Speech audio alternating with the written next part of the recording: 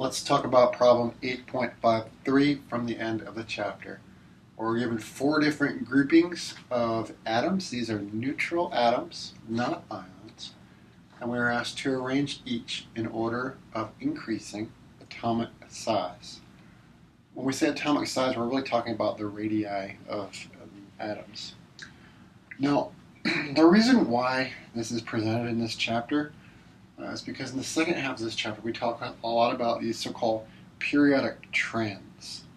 And what we really hope that you gain an understanding of is predicting the trends and properties, in this case, which atom's bigger or smaller, based upon that atom's location on the periodic table. And there's several of these periodic trends that are usually discussed in this class because it's exhibited in the periodic table. Now, one of them is atomic size.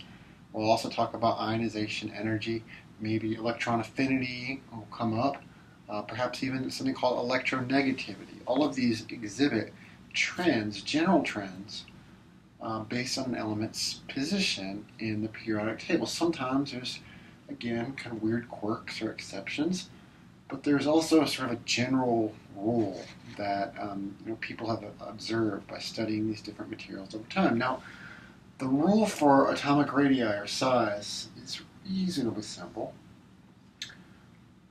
Atomic size or radii is going to increase as you go from top to bottom of a group. Now, these groups, again, remember, are their vertical columns of elements of similar reactivity. Like, for instance, the first group has hydrogen at the top, then lithium, sodium, and so on, right? All those elements have similar reactivity. And when they form salts, they all like to lose an electron to form +1 cations. As you go down a group from top to bottom, the elements get bigger, okay? The size gets bigger. And that makes a lot of sense, I think, conceptually, because you start to get more and more electrons. The atom gets bigger and bigger and bigger. That's the trend. Now, the one that's probably a little bit harder to remember and almost kind of counterintuitive is this one, the second trend.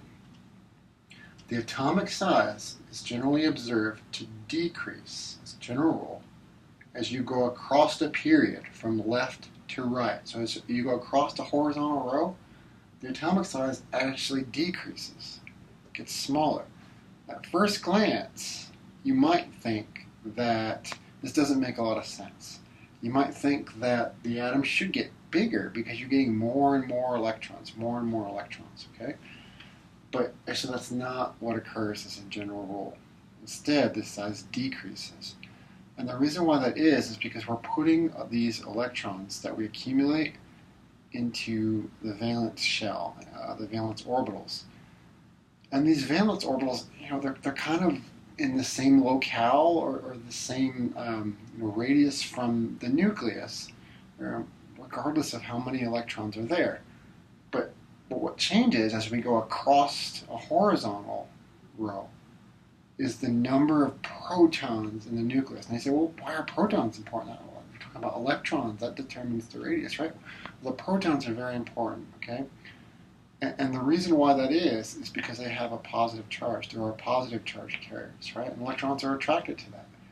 So we end up putting more and more electrons kind of in the same general vicinity, but we add more and more protons. So the protons hold those electrons tighter. And as a result, the radii actually decreases a little bit as you go across the period from left to right. So those are our general trends that we need to remember. All right, let's try some example problems on this, because you'll certainly see this in the online homework, and you could almost bet to see this type of thing on an exam. This problem is all for neutral atoms. Your book really likes to give questions for neutral atoms. Sometimes you might compare sizes of ions, but I'm struggling to find good examples of that in your book. They don't like to give those examples for electron configurations and also for this type of periodic trend. So maybe we'll try to work some of those in class as well, okay? All right, so let's go through these one by one and talk about why answers are correct. So part A is RB, K, and C's, and we're supposed to put them in order from small to large. Okay, so there's 3 elements, so I'm going to have 3 boxes. We're going to fill in the blanks.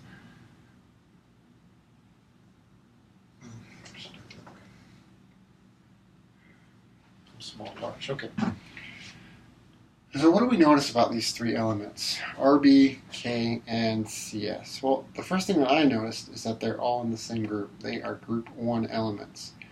K is on top, then Rb, and then Cs. It might be helpful if you break out a periodic table and follow along with me, okay? You'll find all these in that first column, or the first vertical column of the periodic table. Now, K is element 19. It's the one that's on top. That one's going to be the smallest. The one that's going to be the biggest is going to be cesium. The one that's going to be in the middle is the Rb. Now, how in the world did I know this? Well, I used this rule. The atomic size increases down a group. This is the bottom position of the group, well, at least reference to these three. Okay, and this is middle, and this is the top. Size decreases down our group as we get more and more electrons added. All right, now B, over on the far side there, we got carbon, oxygen, and beryllium. Again, same thing. We want small to large. We've got 3 places to fill in. What's the smallest? What's the largest? And how do we know?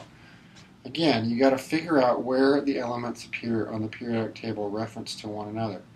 Now, as I look at this, I recognize that these elements are all from period 2 of the periodic table.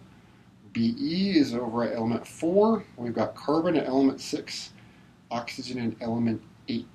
All right? So we're using the trend here for the periods, which says that atomic size decreases as we go across the period from left to right. So if I wanted to put these in order, I would project that Be, beryllium, is the largest. Okay, carbon's in the middle, and oxygen being the smallest, because oxygen is furthest right in this row of the periodic table, followed by carbon at 6, and then beryllium at 4. All right, so from left to right, size decreases. See that? Make sense? All right, so we used each of these trends now in A and B. Now what about C? C asks us about chlorine, potassium, and sulfur.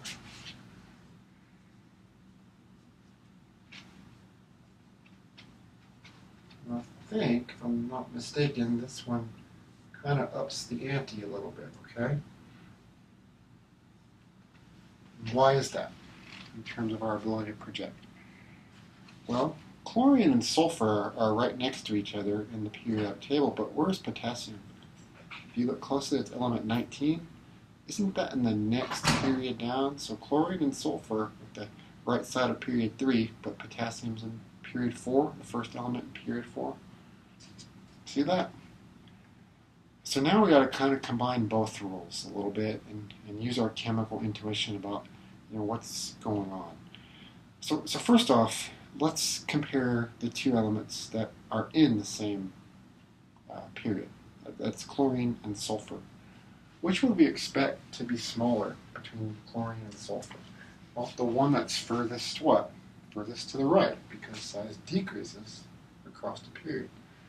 Now the element that's furthest to the right is indeed the chlorine.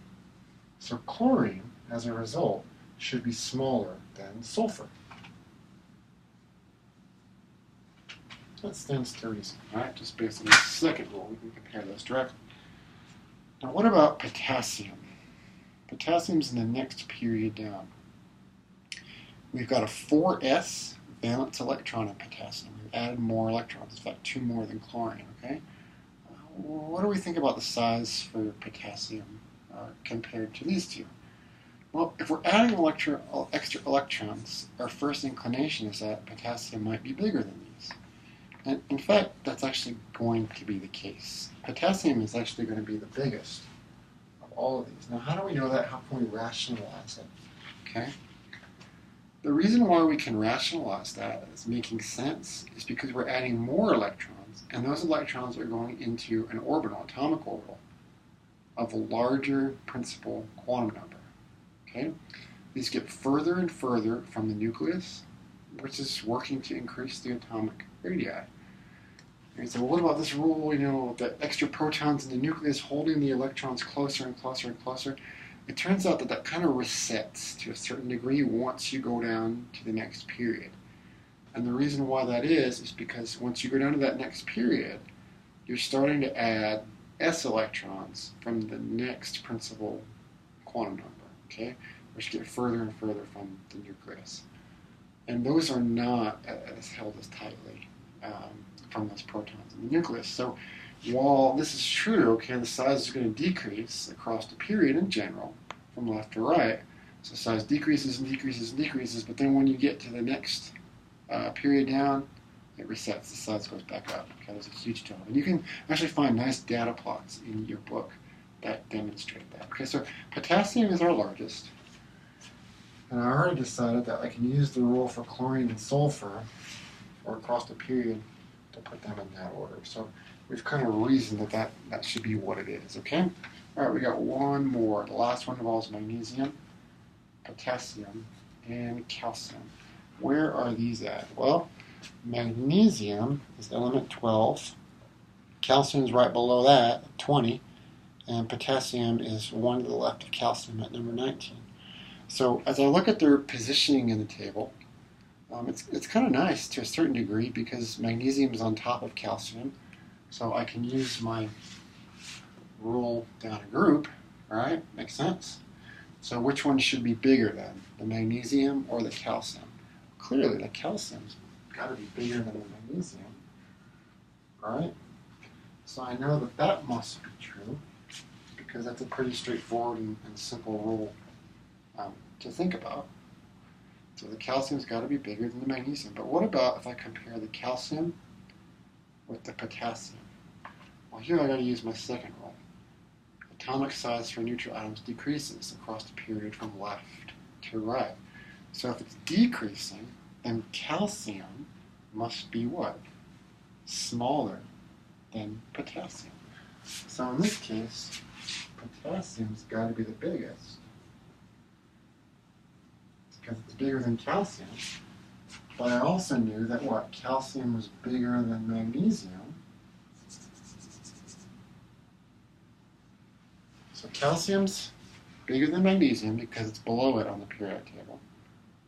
But potassium has to be bigger than calcium by virtue of the second law, or the rule here, okay? So this problem is kind of nice to show general generic trends and how to rationalize your way through to predict which neutral atoms are larger or smaller than others. To do this, I think you have to kind of have an idea of how this business works. You can read the section on shielding of electrons in your textbook if you're a little bit confused by that. That's what helps explain the second rule. Alternatively, I guess you can kind of memorize the rules and just learn to apply them really well. And you should be able to get these types of problems correct on the exam. It's nice if you don't like math and quantitative problems. It's nice to be able just to kind of memorize these rules or these trends, and then you can hope for the best when you get to the exam.